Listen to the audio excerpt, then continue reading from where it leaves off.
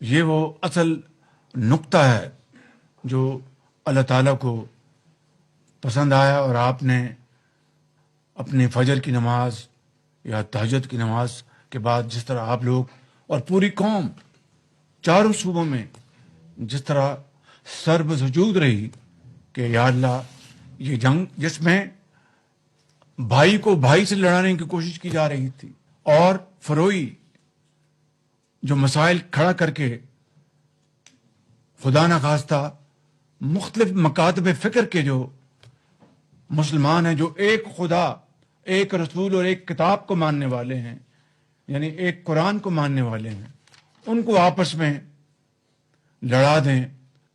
لیکن اس خدائے بزرگ و برتر کو یہ منظور نہیں تھا. بڑی اندرونی سازشیں بھی اور بیرونی سازشیں بھی ہوئیں بے پناہ. میں اس کی تفصیل میں نہیں جانا چاہتا. میرے انتہائی قابل احترام بزرگوں، بھائیوں اور بہنوں، یہ وہ لمحہ عزت اور تکریم کا یہ صدیوں میں اللہ تعالیٰ کسی کو عطا کرتا ہے. آج پاکستان کو اللہ تعالیٰ نے یہ جو عزت عطا فرمائی ہے، پاکستان کی تاریخ میں it is the most shining moment. Tokyo سے لے کر لندن تک اور کاسا بلانکا سے لے کے کوالالمپور تک ٹیلی ویژنز اور تمام جو ادارے جو ہیں جس طرح آج پاکستان کا ذکر کر رہے ہیں، اس طرح کا منظر دیکھتے آپ کبھی نہیں دیکھتے.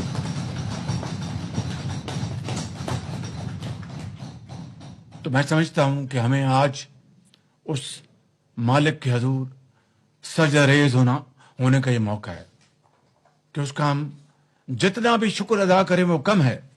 حقیقت یہ ہے کہ پورے 1 مہینے سے زیادہ محیط اس عرصے میں ڈپٹی پرائم منسٹر اپنی پوری ان کی جو فارن آفس کی جو ان کی ٹیم ہے ان کے ساتھ دن رات کام کرتے رہے،